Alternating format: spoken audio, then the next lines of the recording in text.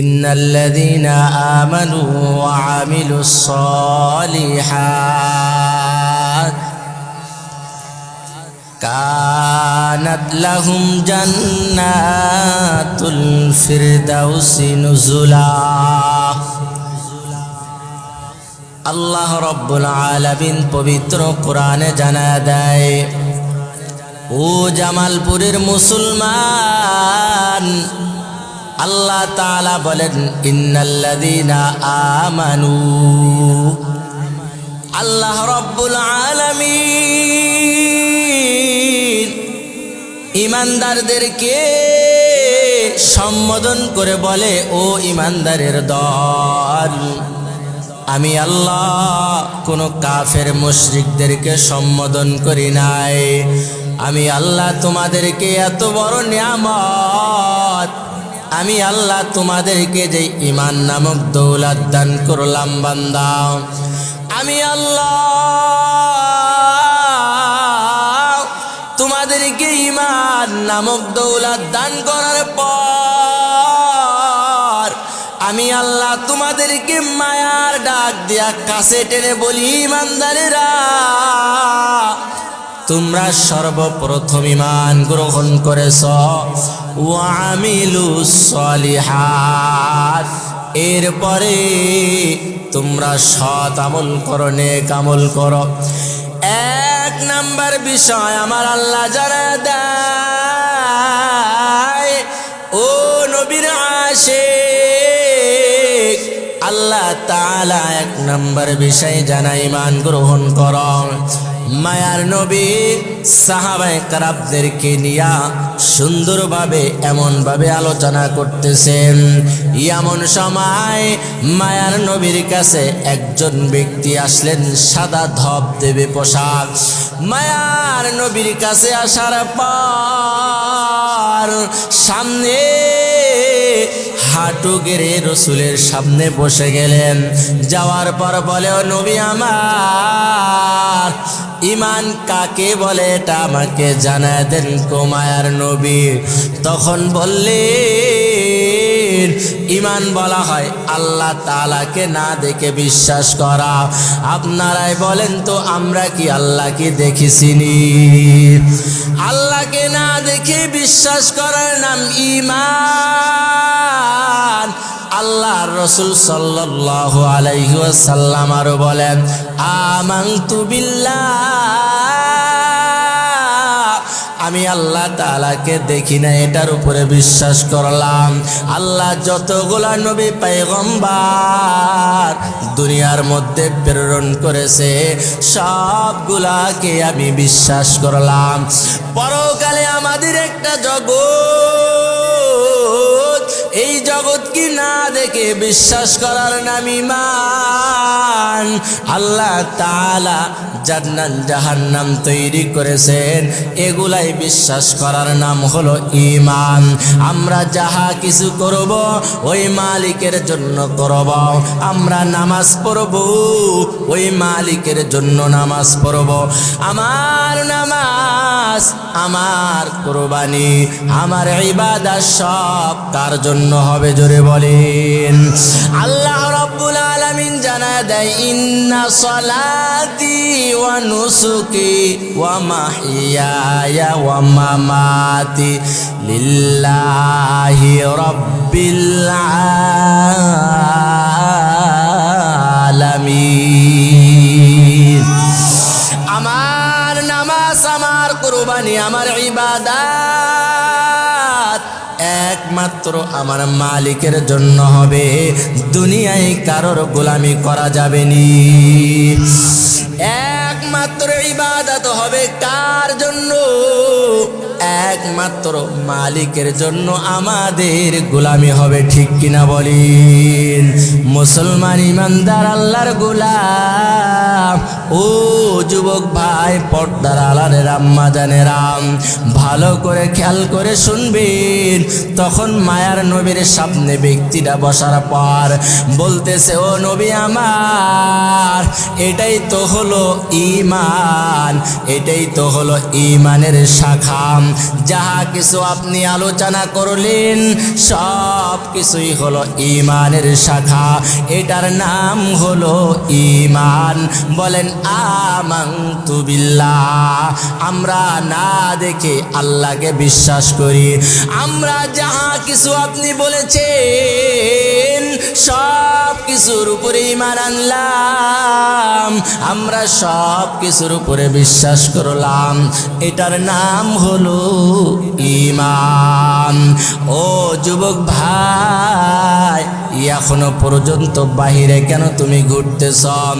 ও কলিজার টুকরা যুবক, এখনো তুমি কেন ঘুরো? তুমি মনে করতেছো এখনো মনে হয় অনেক দিন হায়াত তুমি পাইবারে ভাই। একটাবার চিন্তা করো, তোমার মতো কত যুবক এই দুনিয়ার থেকে চলে যাইতেছে। প্রতিদিন নিয়তে কত মানুষ অ্যাক্সিডেন্ট করে মারা যায়, কত মানুষ ঘুমের ভেতরে মারা যায়, কত মানুষ পানিতে ডুবিয়া মারা যায়, কত মানুষ হাসপাতালের বেডে মারা যায়। এজন্যই যুবক ভাই, বাহিরে সময় নষ্ট না করিয়া এই মাহফিলের প্যান্ডেলে চলে আসো গো ভাই। এটা একটা কোরআনের ময়দান, জান্নাতি বাগান। ওই বলা হয়েছে যেমন ভাবে আসমানের তারকারা যেগুলো আমাদের কাছে চমকাইতে থাকে, দুনিয়ার মধ্যে কোরআন হাদিসের ময়দান যেগুলা কায়েম করা হয়, এই ময়দানগুলা আসমানবাসীদের কাছে এমন ভাবে চমকাইতে থাকে। তখন বলা হয়, ও ফেরেশতারা তোমরা এমন ভাবে কি দেখতেছ? বলে আল্লাহ, জমিনের মধ্যে এমন ভাবে তারকারানার চেয়ে সুন্দর ভাবে আলো চমকাইতেছে। কি বলো, তারা ওখানে কি করে? বলে আল্লাহ, আপনার বান্দা বান্দিরা আপনার প্রশংসা করে। বলে কি বলতেছে? বলে আল্লাহ, আপনার বান্দারা বলতেছে আপনি বলে সব থেকে বড়। আল্লাহু আকবার, আল্লাহ সব থেকে বড়। এ ফেরেশতারা, আমার বান্দা বান্দিরা যেহেতু বলে আমি আল্লাহ সব থেকে বড়, আমার বান্দা বান্দিরা আমি আল্লাহকে দেখছেনি। বলে না গো আল্লাহ, আপনার বান্দা বান্দিরা আপনাকে তো দেখে নাই। বলে তাহলে তারা কি জন্য আমি বড় এটা বলতেছে? বলে আল্লাহ, আপনার এই বান্দা বান্দিরা আপনাকে বড় ভয় পায়। কেন ভয় পায়? বলে আপনার বানানো জাহান্নামের বড় ভয় পায়। আপনার বানানো জাহান্নামের আগুন বড় আযাব, আপনার বানানো জাহান্নাম আযাব বড় ভয়ঙ্কর গো আল্লাহ। বলে আমার বান্দা বান্দিরা আমার বানানো জাহান্নাম দেখছেনি রে ফেরেশতা? বলে না না, আয় আল্লাহ, আপনার এই বান্দা বান্দিরা জাহান্নাম দেখে নাই। ও ফেরেশতারা, তোমরা সাক্ষী থাকবা, আমি আল্লাহ আপনার এই বান্দা বান্দিরা যেহেতু না দেখিয়া আমি আল্লাহর বড় মোহাব্বত করেছে, বিশ্বাস করেছে, আমি আল্লাহর বানানো জাহান্নাম, আমি আল্লাহর বানানো জাহান্নামকে বিশ্বাস করেছে। এই জন্যই আমি আল্লাহ তোমাদেরকে সাক্ষী রাখলাম, যারা এই মজলিসের ভিতরে বসছে আমি আল্লাহ তাদের জীবনের সকল সগীরা গুনাহগুলা মাফ করে দিলাম। শুধু এখানেই শেষ নয়, আল্লাহ তাআলা ডাক দেয়া বলে ফেরেশতাদের দল, তোমরা সাক্ষী থাকবা আমার এই বান্দা বান্দিরা যতক্ষণ এখানেই থাকবে ততক্ষণ তারা যদি নফল নামাজ পড়তো, ইবাদত করত, যে পরিমাণ তাদের আমল নামায় সওয়াব লেখা হইতো আমি আল্লাহ তাদের আমল নামায় সেই পরিমাণ সওয়াব লিখিয়া দিলাম। ইমামুল আউয়ালিন আল আখিরিন বাহারে সাদাকা রহমাতাল লিল আলামিন শুধু ওজুদাস রহমাতাল লিল আলামিন মসজিদে ও শুধু হামারো এ জমিন। এজন্যই আল্লাহ তাআলা এক নাম্বার কর্মসূচি মান, এক নাম্বার কর্মসূচি মান। পাঁচটা বিষয়ের উপরে ভালোভাবে ঈমান আনা, বিশ্বাস করার নাম হলো ঈমান। এক নাম্বার আল্লাহ বলে ঈমান, সব কিছুকেই না দেখে বিশ্বাস করার নাম হলো ঈমান। ঈমানের মজবুতি কত, ওই সাহাবায়ে কেরামদের দিকে তাকাও, তাদের ঈমান মজবুতির ঈমান, তাদের ঈমান কেমন মজবুত ছিল রে ভাই। তাদের ঈমানের মজবুতির মতো তোমার ঈমান মজবুতি বানাও।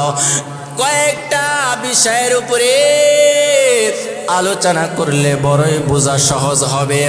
আল্লাহর নবীর সাহাবী আব্দুল্লাহ বিন হুযাফা রাদিয়াল্লাহু তাআলা আন, নবীজির জামানায় প্রথম খলিফা ওমর ফারুক রাদিয়াল্লাহু তাআলা আনহু যখন ইসলামের দাওয়াত দেওয়ার জন্য সাহাবায়ে কেরামদেরকে ওই যে রোম পারস্যের ভিতরে পাঠাইলেন, তাদের মধ্য থেকে একজনকে বড় আমির বানাইয়া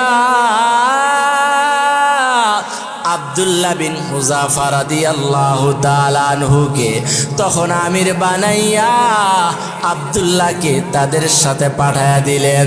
যাওয়ার পরে রোম পারস্যের দেশের ভিতরে তারা চলে গেছে। একমাত্র তাদের কথা একটা, এক আল্লাহকে মানু আর পরকাল জাহান্নাম জান্নাত এটা তোমরা বিশ্বাস করাও। তখন তারা এই বিষয় দেওয়ার পর রোম সম্রাটের কাছে এই খবরটা চলে গেছে, ও বাদশা নামদার, আমাদের এখানে আমাদের মানুষদেরকে এমনভাবে কোরআনের দাওয়াত দেওয়ার জন্য আল্লাহর নবীর পক্ষ থেকে কিছু মানুষ পাঠানো হয়েছে। তখন বলা হয়েছে, ও বাদশা তখন ডাক দেয়া বলে, ও আমার সেনাবাহিনীর দল তোমরা কোথায়? আসো আসো আমার কাছে আসো। কেন আসবো? বলেন, আমরা এখানেই তো হাজির হয়ে গেলাম। ওই যে সাহাবাদের ঈমান কেমন মজবুত ঈমান, ও পর্দার আড়ালের আম্মা জান, কলিজার টুকরা যুবক ভাই, মুরব্বী বাবারা, একটাবার চিন্তা করেন আপনার আমার ঈমান কেমন ঈমান। আপনার আমার ঈমান ওই চায়ের দোকান থেকে টিভির সামনে থেকে ফিরাইতে পারে না। আপনার আমার ঈমান দুনিয়ার সামান্য গুনার থেকে বাঁচাইতে পারে না। আপনার আমার ঈমান জাহান্নামের আগুনকে দুনিয়ার থেকে ভয় পায় না রে ভাই। সাহাবায়ে কেরামদের ঈমানের দিকে তাকাও, আব্দুল্লাহ বিন হুযাফার ঈমানের দিকে তাকাও। তখন ওমর ফারুক রাদিয়াল্লাহু তাআলা আনহু আব্দুল্লাহ বিন হুযাফাকে ডাক দিয়া তাকে আমির নিযুক্ত করাইয়া তখন ওই রোম সম্রাটের কাছে পাঠাইয়া দিলেন। যাওয়ার পর রোম সম্রাট সেনাবাহিনীদেরকে ডাক দিলেন, ও সেনাবাহিনীর দল, দেখো দেখো তাড়াতাড়ি দেখো, কারা না জানি আবার কালেমার দাওয়াত দেওয়ার জন্য আসছে। ও সেনাবাহিনীর দল, দেখো দেখো কারা না জানি আবার চলে আসছে, তাদেরকে ধরে নিয়ে আসো।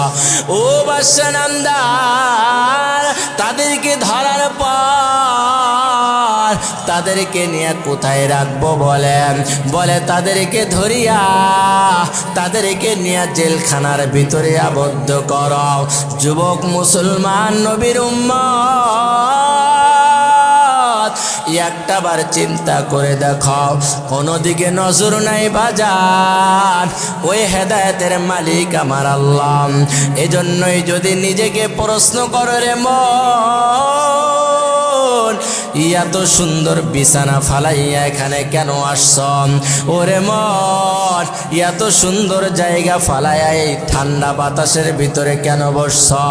কিছু কিছু আল্লাহর পাগল, তাদের থেকে নিজেরাই জবাব আসবে। আমরা দুনিয়ার কোনো লোভ লালসার জন্য এখানে আসি নাই, আমরা শুধুমাত্র আসছি আল্লাহকে পাওয়ার জন্য, ঠিক কিনা বলেন? এই জন্যই মুসলমান কোনো দিকে নজর নাই। হেদায়েতের মালিক কে? সবাই জোরে বলেন, হেদায়েতের মালিক কে? হেদায়েতের মালিক আমার আল্লাহ। মায়ার নবীর সাহাবী, মায়ার নবীর চাচা আব্দুল্লাহ, মায়ার নবীর চাচা আবু তালেব, খাজা আবু তালেব নবী দুনিয়াতে আগমন করার কিছুদিন পূর্বে নবীর বাবা দুনিয়া থেকে ইন্তেকাল করে বিদায় নিয়ে চলে গিয়েছেন। এখন নবী দুনিয়াতে আসার 6 বছর পর নবীজির মা দুনিয়া থেকে ইন্তেকাল করলেন। আপনার আমার নবীর মা নাই, আপনার আমার নবীর বাবাও নাই, আপনার আমার নবী বড় এতিম। নবী খাজা আব্দুল মুত্তালিবের কাছে নবী বড় হতে লাগলেন। খাজা আব্দুল মুত্তালিব দুনিয়ার মায়া ত্যাগ করে চলে গিয়েছে। এখন রসুলের চাচা আব্দুল মুত্তালিব দেখা শুরু করলেন, আবু তালেব দেখা শুরু করলেন। কিছুদিন পর ওই চাচাও বড় অসুস্থ হয়ে গেছে। হেদায়েতের মালিক আমার আল্লাহ, এটা বোঝানোর জন্য বাজান বলতেছি, আমার আলোচনার বিষয়ে দিক না মনোযোগ দেন। হেদায়েতের মালিক একমাত্র আমার আল্লাহ। মায়ার নবী তার চাচা আবু তালেবের কাছে যায়, বলে ও চাচা যান, একটা কথা আপনার কাছে জানতে চাই, একটা কথা আপনার সাথে আমি বলতে চাই। ও চাচা, আপনি একটা কথা আমার সাথে বলবেন নি? ও ভাতিজা, কি বলবা? বলে ও চাচা, একটা কথা আমি বলবো। চাচা গো, আপনি তো এতদিন পর্যন্ত আমাকে বড় লালন পালন করেছেন। ও চাচা, আমার মা নাই, বাবাও নাই, আমি বড় এতিম, এই দুনিয়াতে আপনি ছাড়া আমার আর কেউ নাই। চাচা গো, আপনি তো মনে হয় এখন দুনিয়ার মায়া ত্যাগ করে চলে যাবেন গো চাচা। ও চাচা, আপনাকে আমি বলতে চাই, একটা কথা আপনি জবান দিয়ে বের করবেন নি। কথাটা কি? বলে চাচা যে আপনি একটা বার বলেন লা ইলাহা ইল্লাল্লাহ, আল্লাহ ছাড়া কোনো ইলাহ নাই, ঠিক কিনা বলেন? এজন্যই মায়ার নবী বলেন, ও চাচা যান, একটা বার শুধু বলেন না মুহাম্মদ যে আল্লাহর রসুল, এটাই আপনাকে স্বীকার করতে হবে না গো চাচা। আপনি শুধু বলবেন আল্লাহ ছাড়া এই দুনিয়ার ক্ষমতাবান আর কেউ নাই, আল্লাহ ছাড়া দুনিয়ায় আর কেউ আসেনি ক্ষমতাবান, দুনিয়ায় একমাত্র আমার আল্লাহ। তখন আবু তালেব ডাক দেয়া বলে, ভাতিজা না না, এমন কথা আমি বলতে পারবো না। ও ভাতিজা, এই কথাটা ছাড়ার কিছুই থাকলে তুমি বলো, এমন কথা আমি বলতে পারবো না। তখন ভাতিজা বলে, চাচা আপনি যেহেতু চলেই যাবেন, এই কথাটা আপনি বলেন না। না না, আমার দ্বারা এমন কথা বলা সম্ভব হবে না। এজন্যই ওই সময় আল্লাহ ছাড়া কোনো ইলাহ নাই, এই কথাটা তার জবান দিয়া বের হয় না। যদি হেদায়েতের মালিক আল্লাহ নবীদেরকে দিতেন, যদি হেদায়েতের মালিক কারো হাতে দিতেন, তাহলে আমার নবী স্বয়ং চাচাকে হেদায়েত দিতে পারতেন কি পারতেন না?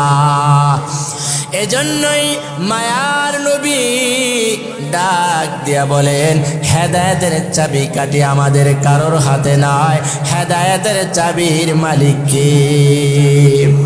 আরো জোরে বলেন কে? আল্লাহ তাআলা, একমাত্র হেদায়েতের মালিক আমার আল্লাহ। এজন্যই বাজান কোনো দিকে নজর নাই, একটাবার নিজের নফসকে প্রশ্ন করো রে নফস, কেন তুমি এত সুন্দর বিছানা ফালাইয়া এমন খালি ময়দানে তুমি আসছো গো মন? তখন নফস উত্তর দিবে, আমরা দুনিয়ার কোনো লোভ লালসার জন্য আসি নাই, আমরা শুধুমাত্র আসছি মালিককে পাওয়ার জন্য, ঠিক কিনা? ইয়া ইলাহি তু মেরা মাবুদ হায়, ইয়া ইলাহি তু মেরা माशूक है, बता हमको तेरे रंग किस तरफ है, तेरे रंग पर चला हमको खुदाया, बेगुनाह जश्ती बर्मा साआती बाहुजूर दिल न कर दम ताआती। মায়াত নবীর সাহাবী আব্দুল্লাহ বিন হুযাফা রাদিয়াল্লাহু তাআলা আন সমস্ত সাহাবায়ে কেরামদেরকে নিয়া তাদেরকে শুধুমাত্র একটা কথার দাওয়াত দেওয়ার জন্য গেলেন। তখন রোম পারস্যের সম্রাট সেনাবাহিনীদেরকে ডাক দেয়া বলে, তাদেরকে গ্রেফতার করে ফেলো, তারা যাতে ওই মালিকের নাম কারোর সাথে বলতে না পারে, তাদের এই দাওয়াতের কথা কারোর সাথে যদি না বলতে পারে, যাও যাও তাদেরকে ধরে তোমরা বন্দি করে ফেলো। এই কথা বলার পর সেনাবাহিনীরা সকলেই চলে গেলেন। যাওয়ার পর তাদেরকে ধরে নিয়ে আসলেন। আসার পর রোম সম্রাট ডাক দেয়া বলে, সেনাবাহিনীর দল, ওই যে জামাতের ভিতরে একজন নেতা আছে, একজন আমির আছে, তাকে আমার কাছে নিয়ে আসম। বলে, তোমার নাম কি? বলে, আমার নাম হলো আব্দুল্লাহ বিন হুযাফা। বলে, আব্দুল্লাহ বিন হুযাফা, তোমার তো আমাকে বড় মায়া লেগে গেছে, তোমার সাথে আমি বন্ধুত্ব করতে চাই, তোমার সাথে আমি সম্পর্ক করতে চাই, কিন্তু একটা কথা মনে রাখবা ও আব্দুল্লাহ, আমি তো খ্রিস্টান ধর্ম, তুমি তো মুসলমান। ও আব্দুল্লাহ, খ্রিস্টান ধর্ম আর মুসলমান বন্ধু হতে পারে না, ঠিক কিনা বলেন? মায়ার নবী বলেছেন, যার সাথে যার মোহাব্বত থাকবে তার সাথে তার কিয়ামত হবে, ঠিক কিনা বলেন? এজন্যই আমাদের মোহাব্বত যদি নামাজিওয়ালার সাথে হয় তাহলে নামাজিওয়ালার সাথেই মোহাব্বত হবে।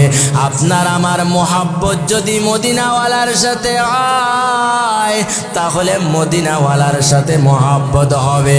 মদিনাওয়ালার সাথে কেমনে মোহাব্বত? কিয়ামত। আম্মা জান আয়েশা একদিন ঘরের ভিতরে একদিন ঘরের ভিতরে বসে আছে, মায়ার নবীও ঘরের ভিতরে বসে আছে। হঠাৎ করে কান্নার আওয়াজ গুনগুন করে মায়ার নবীর থেকে শোনা যায়। আম্মা জান আয়েশা ডাক দেয়া বলে, ও নবী আমার, কেন আপনি কান্না করতেছেন? কোনো বেয়াদবি করলাম নাকি? বলে, আয়েশা তুমি কেন বেয়াদবি করবা? আয়েশা ডাক দেয়া বলে, নবী আমার, আমি তো বড় ছোট্ট, আপনার সাথে 6 বছর বয়সে বিবাহ হয়, 9 থেকে 11 বছর বয়সে আপনার ঘরে আমি আয়েশা আসলাম। ও নবী আমার দ্বারা মনে হয় কোনো বেয়াদবি হয়ে গেছে, এজন্যই আপনার চোখ দিয়া পানি বের হইতেছে গো নবী আমার। নবী ডাক দেয়া বলে, আয়েশা না না, তুমি কোনো বেয়াদবি করো না, তোমার দ্বারা কোনো অন্যায় হয় নাই। তাহলে আয়েশা ডাক দেয়া বলে, ও নবী আমার, কেন আপনি কান্না করতেছেন? ও পর্দার আড়ালের আম্মা জান, একটু মনোযোগ দিয়া খেয়াল করে শুনবেন। আয়েশা রাদিয়াল্লাহু তাআলা আনহা ডাক দেয়া বলেন, স্বামী আমার, কেন আপনি কান্না করেন? মায়ার নবী ডাক দেয়া বলে, ও আয়েশা, আমার সাথে সাথে একটা কথা স্মরণে চলে আসছে। কি কথা নবী আমার? ডাক দেয়া বলে, হাসরের ময়দানের কথা। না। ওই হাসরের ময়দান এমন ভয়ানক অবস্থা হয়ে যাবে রে আয়েশা, সকল উম্মত সেদিন পাগল পারা হয়ে যাবে তাদের নবীদেরকে খোঁজ করার জন্য।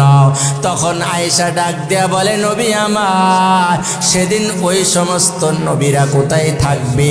ও আয়েশা, সর্বপ্রকার সব নবীরা পর্যন্ত নিজেদের চিন্তায় ব্যস্ত হয়ে যাবে। জান্নাতে যাওয়ার জন্য তারা তাড়াহুড়া লেগে যাবে, তারা কখনোই নিজেদের উম্মতের চিন্তা কেউ করবে না গো আয়েশা। আদম নবী যাবে, দরজার সামনে চলে যাবে, আয় আল্লাহ আমাকে জান্নাতে যাওয়ার অনুমতি দান করেন। ইসরাফিল নবী যাবে, ওই সমস্ত ঈসা নবী, মুসা নবী সকলেই চলে যাবে, কিন্তু আমি মায়ার নবী ওই সময় কোনো জান্নাতে যাওয়ার জন্য পাগল পারা হব না। তখনকার চিন্তা আয়েশা আমার ভিতরে চলে আসছে, জন্য আমার চোখ দিয়া পানি চলে আসছে। ও মায়ার নবী আমার, তখন আপনি কি করবেন, কি করবেন? তখন বলে, আমি মাকামে মাহমুদের সেজদায় পড়ে থাকবো। আল্লাহু আকবার। আমি মাকামে মাহমুদের সেজদায় পরে পরে কান্না করব। আল্লাহ তখন ডাক দেয়া বলবে, নবী আমার, আপনি কান্না করবেন না, আপনার জন্যই তো আমি সব কিছু তৈরি করলাম। আমি আল্লাহ স্বয়ং আপনাকে মহাব্বত করি। ও নবী, আপনি কান্না করবেন না, মাথা উঠান, আপনি কি চান? আয়েশা ডাক দেয়া বলে, নবী আমার, তখন আপনি কি করবেন? তখন নবী ডাক দেয়া বলে, আয়েশা রে, তখন আমি বলবো, আয় আল্লাহ আমার সমস্ত গুনাহগার উম্মতদেরকে মাফ করে দেন। বলেন আল্লাহু আকবার। ওই নবী নিজের চিন্তা একবার করবেন না, নিজের ফ্যামিলির চিন্তাও করবেন না রে বাজান। তখন বলবে, আয় আল্লাহ আমার সমস্ত গুনাহগার উম্মতদেরকে মাফ করে দেন। তখন আল্লাহ বলবে, যাও যাও, তোমার সমস্ত গুনাহগার উম্মতদেরকে মাফ করে দিলাম। এরপরেও নবী ওখান থেকে সেজদার থেকে মাথা উঠাইবেন না। বলে, নবী আমার, আপনি তখনও মাথা উঠাইবেন না কেন? তখন বলবে, আয় আল্লাহ আপনি আমাকে এখনো ভালোভাবে অনুমতি দেন নাই। বলবে, জিবরাইল যাও যাও, আমার বন্ধুরে জানাইয়া দাও, আমার বন্ধুকে আমি অনুমতি দিয়া দিলাম, আমার বন্ধুর সমস্ত গুনাহগার সারা আমার বন্ধুর মাননেওয়ালা মোহাব্বতের উম্মতদেরকে আমি আল্লাহ তাআলা এমন অনুমতি দিয়া দিলাম, আমার বন্ধু তাদেরকে নিজ হাতে ধরিয়া ধরিয়া জান্নাতে নিয়ে যাবে।